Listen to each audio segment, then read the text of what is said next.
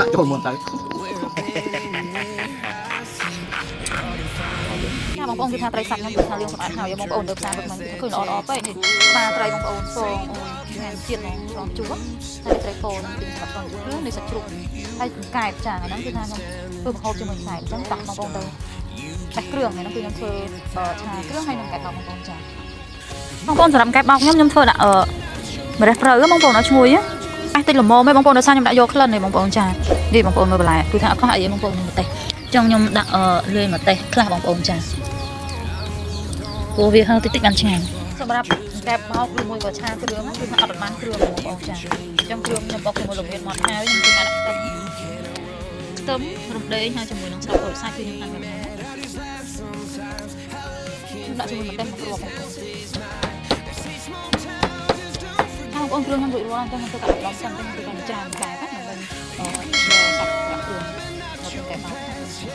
ងប្អូនកែបបោកខ្ញុំគឺខ្ញុំធ្វើចំនួន4ហើយបងប្អូនធ្វើច្រើនធ្វើច្រើនគឺថាអត់ដែរចាប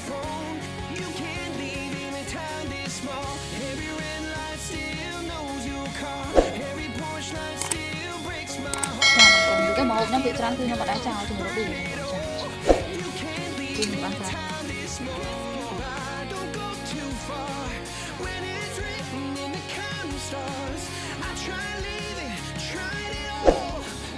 ធ្វើការហាន់សាច់ជ្រូកច្រើន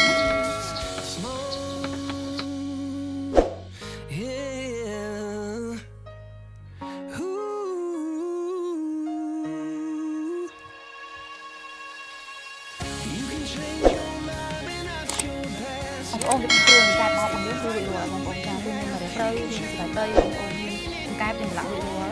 មានខ្ទឹមសមានគ្រឿងបុកបងប្អូនហើយសាច់កែបជាមួយសាច់ជ្រូកបីជាន់បងប្អូនចាតែសម្រាប់របៀបនិងវិធីធ្វើកែបរបស់ខ្ញុំបងប្អូនគឺខ្ញុំយកសាច់ជ្រូកនិងកែបហ្នឹងគឺទៅឆាលិញគ្រឿងឆាប្រឡាក់ជាមួយគ្រឿងឲ្យឈ្ងុយហើយដល់ខ្ញុំអត់ចូលកែបបងប្អូនចាអញ្ចឹងពេលយើងអាំងទៅគឺវាអត់ខ្លោចទេបងប្អូនណាមួយគឺសាច់កែបយើងឆ្អិនស្រាប់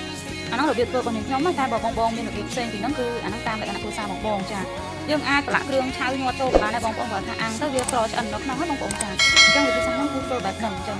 តោះបងប្អូនទៅឆាសាច់របស់គ្នាពីរបៀបឆាបងប្អូនតាមយកគ្រឿងនឹងខ្ញុំបង្ហាញជូនមួយគ្រឿងបងប្អូនចាបង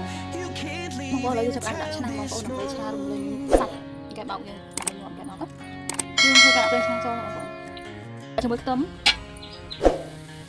ចាបងប្អូនមិនគឺអត់បានបង្ហាញទៅឲ្យឆ្អើបងប្អូនចាឆ្អើចាមិនដាក់ដើម្បីយកពណ៌បងប្អូនយកពណ៌ហើយឈ្ងុយគឺការរំលឹងចឹងណាដាក់ជាមួយគ្រឿងហ្នឹងខ្ញុំមកដាក់ទាំងអស់បងប្អូនខ្ញុំទុកឆាគ្រឿងមួយមុខទៀតអញ្ចឹងខ្ញុំដាក់ទឹកល្មមទៅយើងដាក់គ្រឿងច្រើនក៏ស្អាតដែរបងប្អូនយើងឃើញញ៉ាំខ្លួនឯងចឹងកុំឲ្យធ្វើដូចអ្នកលក់ចាអ្នកលក់បងប្អូនលក់ខ្លាំងគាត់ដាក់គ្រឿងច្រើនខ្ញុំដាក់ជាមួយម្សៅស៊ុបប៊ីចេងជាមួយស្ករខ្មែរបងប្អូនស្ករខ្មែរយើងដាក់ជាមួយប្រេងខ្យងបងប្អូនដាក់ទឹកល្មមហ្នឹងត្រីគ្រឿងខ្ញុំឈ្ងុយខ្ញុំដាក់សាច់ជ្រូកនិងសាច់កែបយើងច្រើនហ្នឹងដាក់ចូលទៅបត់វាណាបងប្អូនចាបងប្អូនសម្រាប់ដីដាក់តែដីចូលតែដីនេះគឺថាខ្ញុំលិញឈ្ងុយហើយខ្ញុំមិនបាច់រំលឹងជាមួយគ្រឿងក៏បានដែរយើងច្បល់វាឲ្យចូលគ្រឿងចាប់ជាតិគ្នាបងប្អូនចាបងប្អូនខ្ញុំធ្វើការលើកដាក់ចុះហើយតើបើយើងដាក់ចុះបងប្អូនមើលត្រូវយើងហ្នឹងដាក់ចូលណាដើម្បីឲ្យវាឈ្ងុយ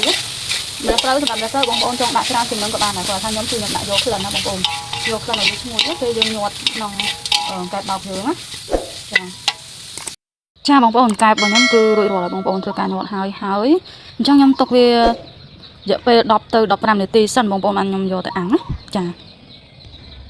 បងប្អូនខ្ញុំធ្វើការអាំងកែបបោកបងប្អូនតែដាក់គ្រាប់ជាមួយម្ជើងដោយសារល្ងើពេលច្រើនណាចាបងប្អូនខ្ញុំធ្វើការដាក់អាំងហើយកុំភ្លេចចាំជួយបងប្អូនចាបងប្អូនយើងក្រែមកគឺក៏ដល់បងប្អូនហ្នឹងមកវាឆ្អិនចូលជាតិបើយើងអាំងអត់ដល់ជ័យគឺឆាប់ក្រហមប៉ុន្តែវាអត់ទាន់ឈ្ងុយចាប់ជាតិខាងក្នុងណានេះគឺក្រហមឆ្អិនហើយបងប្អូនឆ្អិនហើយ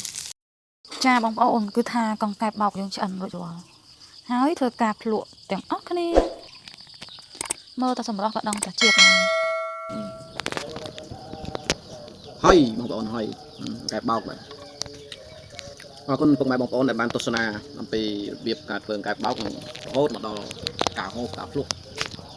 សូមពុកម៉ែបងប្អូនចូលទៅទស្សនានៅក្នុង page ហើយកុំភ្លេចជួយចុច follow ឲ្យម្ចាស់ page ផងហើយចូលទៅ subscribe នៅក្នុង channel YouTube ដែលមានឈ្មោះថារបៀបធ្វើម្ហូបខ្មែរបាទអរគុណច្រើនជួបគ្នានៅវីដេអូក្រោយទៀត